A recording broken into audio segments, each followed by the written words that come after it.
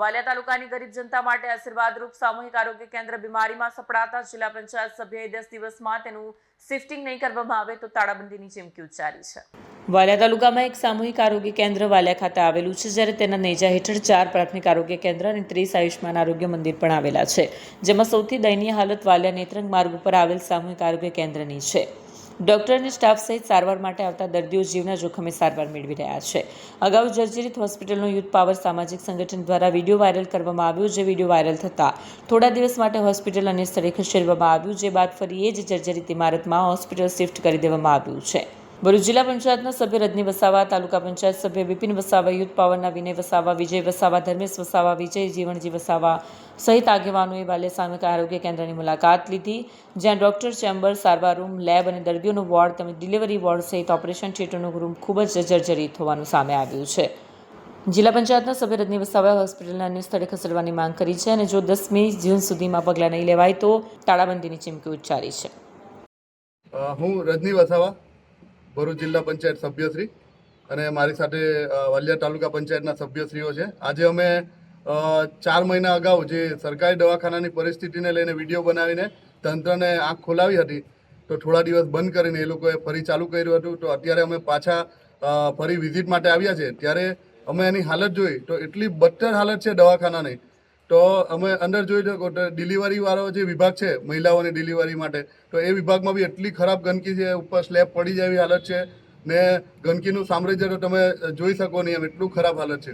અને જે બાંધકામ બી એકદમ તૂટવા આવી રહેલું છે। પહેલાં તો દર્દીને આપણે બચાવવા કરતાં વાલિયા આરોગ્ય સામૂહિક કેન્દ્ર જે છે એમાં ડૉક્ટરો અને સ્ટાફને બચાવવા જરૂરી છે, કેમ કે સ્ટાફ બચારો 24 કલાક અંદર રહે છે અને એના માથા પર એટલો સ્લેબનો પોપડા એવા તૂટવાની તૈયારીમાં, સળિયા પણ ખલાસ થઈ ગયા છે અને આની જે મર્યાદા હતી એ મર્યાદાને બી લગભગ મને લાગે તો 20-25 વર્ષ વધી ગયા છે। એટલા માટે કે આ આરોગ્ય કેન્દ્રને તાત્કાલિક ધોરણે અને બંધ કરી અને સારા જે બિલ્ડિંગ છે એમાં શિફ્ટ કરવામાં આવે।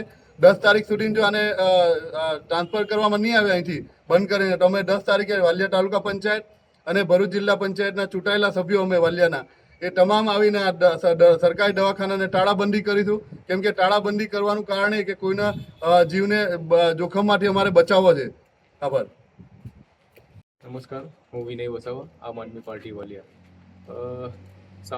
સામૂહિક આરોગ્ય કેન્દ્ર વાલિયા ખાતે આજે અમે જે સામૂહિક આરોગ્ય કેન્દ્ર છે એના વિઝિટ માટે આવ્યા છે। આ અગાઉ પણ 4 મહિના પહેલાં અમે જ્યારે અહીંયા વિઝિટ કરી અમારી ટીમ જોડે, અમારા રજનીભાઈ છે, અમારી જે આખી ટીમ છે યુથ પાવરની, એની જોડે જ્યારે અમે અહીંયા વિઝિટ કરી હતી ત્યારે જે આની હાલત છે જે જર્જરિત હાલતમાં, એની હાલત અમે જે બતાવવામાં આવી હતી અને એની ઉપર જે સવાલો ઉઠ્યા હતા, તો ત્યારબાદ આ લોકોએ 4 મહિના પર અહીંયાથી જે દર્દીઓ છે એમને નજીકમાં શિફ્ટ કરવામાં આવ્યા હતા અને એવી બાહેધરી આપી હતી કે આને નવીનીકરણ કરવામાં આવશે, કાં તો સમારકામ કરવામાં આવશે।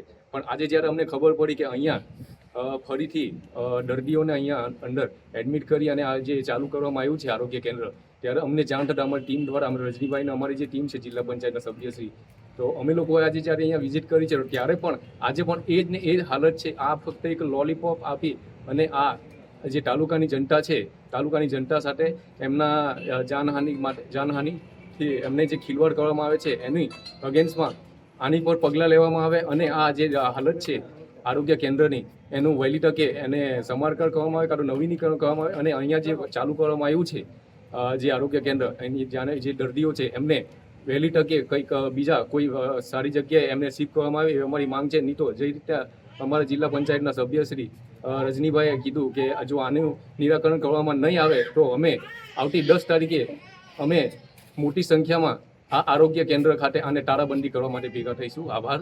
જય આદિવાસી।